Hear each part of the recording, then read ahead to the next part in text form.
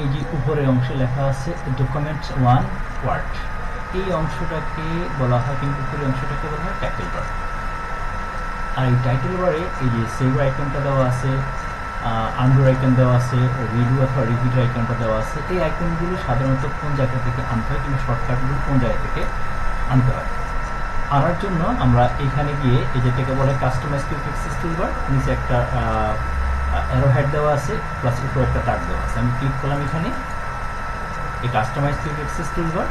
এখান থেকে আমরা চলে যাব মোর কমান্ডসে। মোর কমান্ডস থেকে এই যে এখানে দেওয়া আছে পপুলার কমান্ড, অর্থাৎ যে কমান্ডটি সবচেয়ে বেশি ব্যবহার করা হয়। এই পপুলার কমান্ড থেকে আপনার যে কমান্ডটা প্রয়োজন হবে সেটাতে ক্লিক করবেন। যেমন আমি ফন্ট নিলাম, অ্যান্ড এখানে অ্যাডে ক্লিক করলে এখানে অ্যাড হয়ে যাচ্ছে। আর এখানে যেমন ধরেন আছে ওপেন, ক্লিক করলাম ওপেনে, অ্যাড করলাম, অ্যাড হয়ে যাচ্ছে। এছাড়া এই পপুলার কমান্ডসে ক্লিক করার পরে এখানে অল কমান্ডসে ক্লিক করেন। অল কমান্ডসে ক্লিক করলে এই যে এখানে আরও চলে আসছে। এখান থেকে আপনি চুজ করেন কোনটা, যেমন আমি 100% ক্লিক করলাম, অ্যাড করলাম।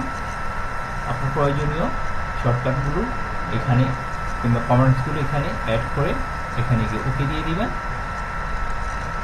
ওকে দিলে এই যেখানে চলে আসছে, এই দেখেন ওপেন, তারপরে পার্সেন্টেজ 100% কিংবা জুম, তারপরে এখানে ফন্ট অপশানটা চলে আসলো, তারপরে এখানে দেখেন যে ওপেনটা চলে আসলো, অ্যান্ড দেন এখানে গিয়ে এই যে 100% অপশানটা চলে আসলো। আর যদি প্রয়োজন না হয় রিমুভ করার জন্য এইখানে গিয়ে মাউসের রাইট বাটন ক্লিক করবেন, and then remove from quick access toolbar, right button, remove from quick access toolbar, right button, quick from quick access toolbar.